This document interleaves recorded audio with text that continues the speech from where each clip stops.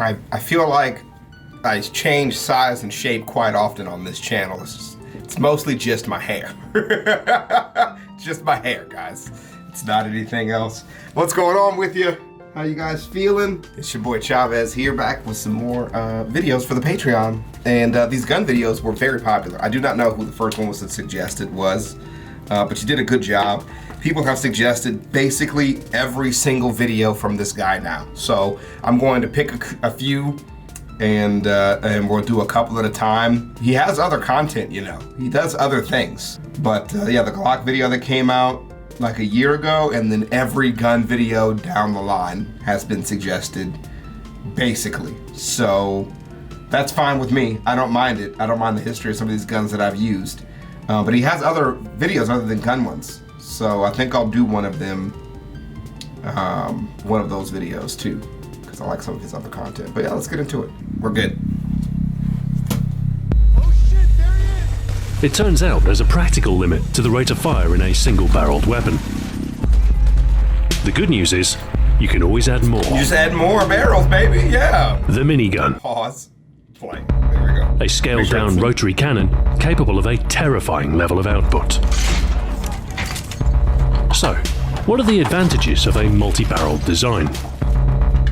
How did miniguns become a staple of first-person shooters? And is it even possible to carry one? Oh, I don't know that. I know that you can shoot mounted ones though, like with no problem. Multiple barreled firearms have long been a solution to increasing rate of fire. Early volley guns peppered the battlefield with multiple shots, but each barrel still needed to be reloaded individually. Which is a problem. Named for its inventor. Thank you, my sweet. No. It's hard. It's okay. I got it. I can handle it if you tell me first. I just can't. It's hot. I can't deal with surprise heat. Thank you, sweet. You're the best.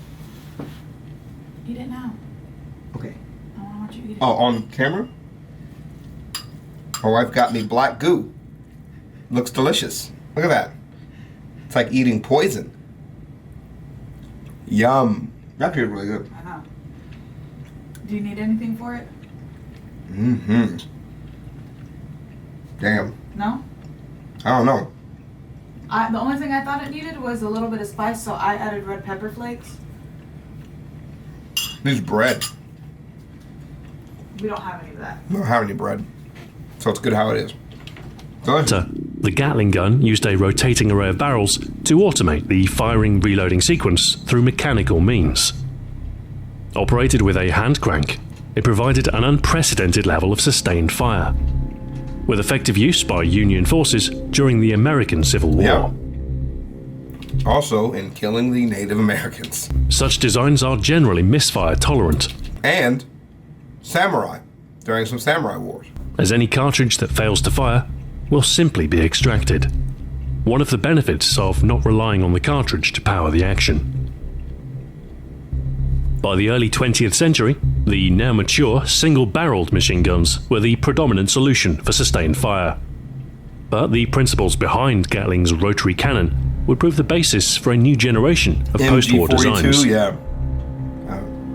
General Electric developed the M61 Vulcan rotary cannon in 1959. Yeah, the guys who make your refrigerator made miniguns. It's crazy. In an effort to provide more effective armament for jet-powered fighter aircraft. During the Vietnam War, a similar solution was sought for helicopter-mounted weapons, with conventional machine guns such as the M60 proving inadequate from the air.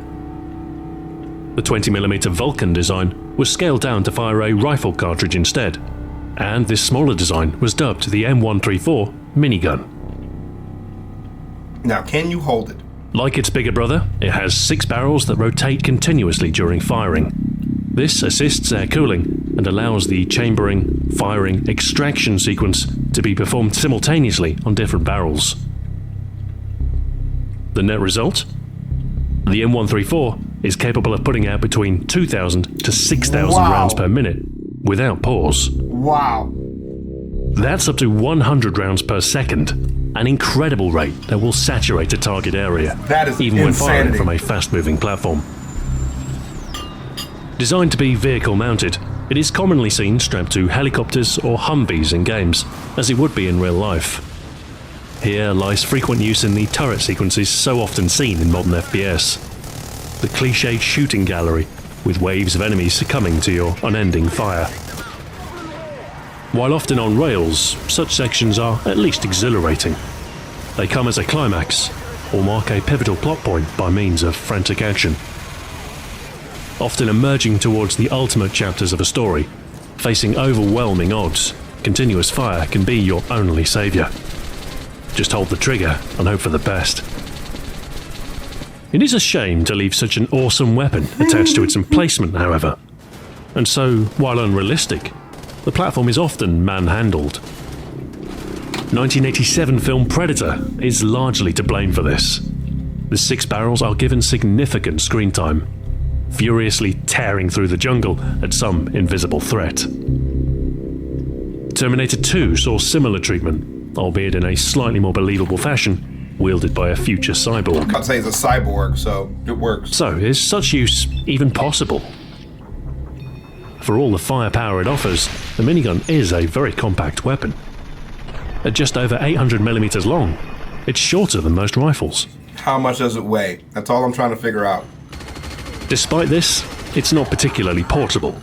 It weighs in at 40 kilos, not including ammunition. Wow. A high rate of fire and full-powered rifle cartridge would make for some mean recoil too. And on top of all this, the weapon demands an external power supply. Oh. So man-portable use in any practical sense is impossible. Virtual depictions in games are not bound by reality, of course, and it should come as no surprise that such a memorable weapon had an impact on the earliest FPS games. The chain gun of Wolfenstein and Doom set a prototype for those that followed, and ensured that any future clone worth its salt would have a multi-barreled option. Technically, the in-game appellation is incorrect. Chain guns are a similar class of externally powered weapon, but they have only a single barrel, unlike the minigun's multiple. Still, these Gatling-style inclusions in early classics set a powerful precedent. The ability to wield such a potent weapon exhibits superhuman or heroic status. An extraordinary feat beyond any ordinary man. A signature for Serious Sam. Nothing puts more lead down range than a minigun. With an endless belt, high rate of fire, and no need for precision, you can mow them all down without ever needing to reload. Similarly, the heavy weapons guy from Team Fortress 2 is clearly built for the job. Shooting many bullets is his raison d'etre. Some need external augmentation in order to employ the weapon. That's super The weird. XMGs from Call of Duty Advanced Warfare are dual-wielded, with the help of a powered exoskeleton. Not a standard weapon by any measure.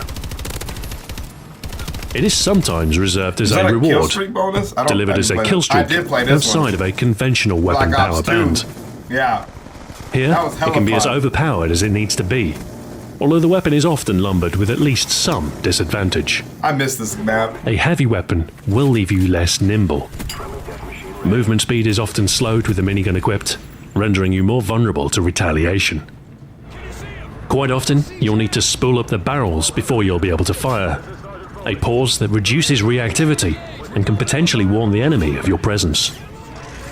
The soft whir of the electric motor, a prelude to a cacophony of carnage.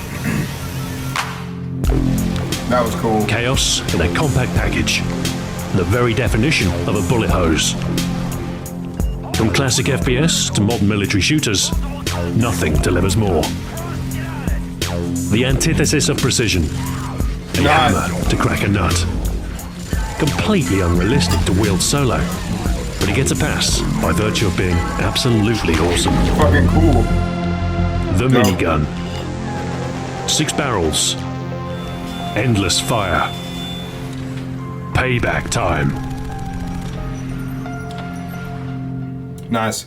That was super cool. Miniguns are also always super dope. I didn't know they were externally powered. Probably because I've seen them so many times carried around more often in video games than not. That probably explains that misconception from me. But yeah, I didn't know they were fucking like 80 pounds, dude. I did not know they were that heavy.